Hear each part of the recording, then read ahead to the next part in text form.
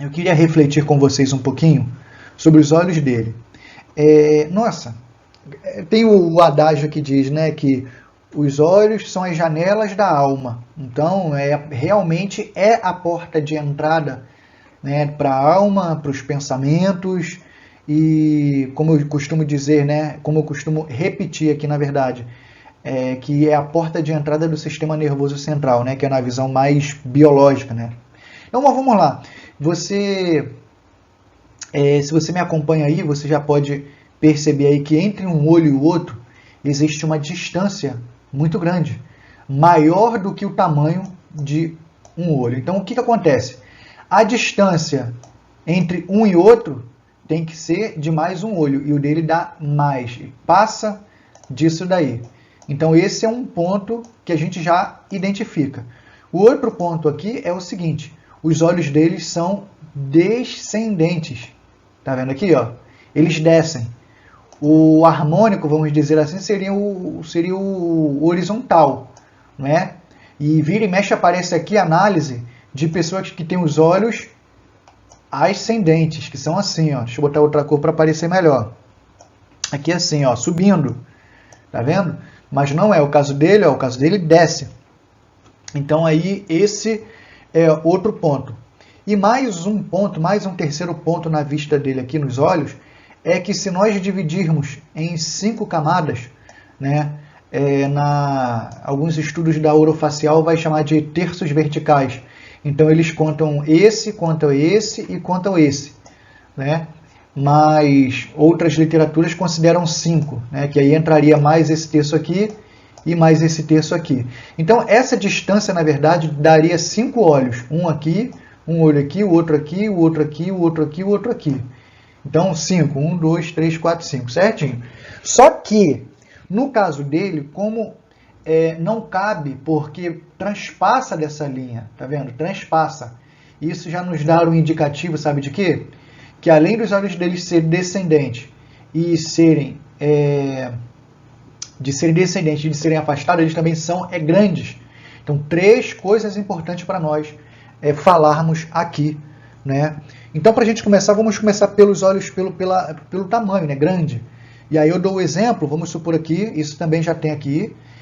Se você pega uma janela e um basculante, a janela é maior.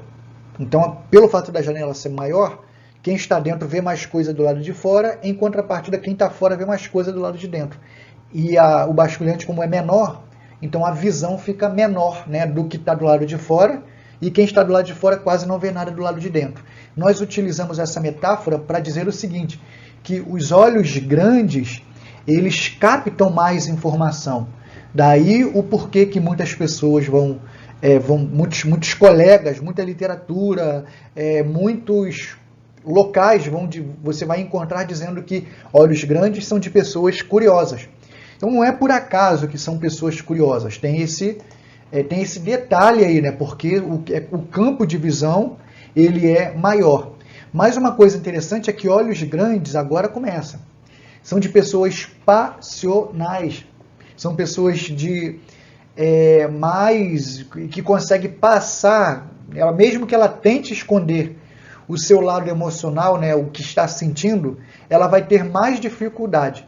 Agora, quem tem os olhos pequenininhos conseguem com mais facilidade esconder, né? Com olhos grandes, não. Vai passar mais esse sentimento, né, por mais que ela tente esconder. Então, os olhos deles são grandes. Então, é uma característica de mente instável e confusa. Mente instável e confusa. Por quê? Muito estímulo visual. Daí o motivo pelo qual a pessoa com os olhos pequenos, já passou um monte aqui, as pessoas com os olhos pequenos, elas são mais centradas, mais objetivas, mais diretivas. Então tem um conjuntinho aí, que é o quê? Os olhos pequenos, olhos próximos, sobrancelhas baixas, olha o conjuntinho, para o centro, tudo para o centro. No caso dele, não. Os olhos são grandes, são afastados e a sobrancelha ainda tem um aspecto de altinho ainda ali, ó. Você consegue ver aqui, ó? Tá vendo? Mas vamos lá, voltando ainda, nessa questão dos olhos grandes, são pessoas que, pelo fato de trabalhar com imagens, vão ser mais imaginativas. vão ter uma amplitude maior no segmento imaginativo. Agora, como eu falei ainda há pouco, que são pessoas mais inconstantes. Inconstantes são o quê? É que pode mudar de opinião toda hora, pode mudar de vontade toda hora, uma hora quer uma coisa, depois não quer mais. É porque é muita informação, como a gente costuma dizer, tá?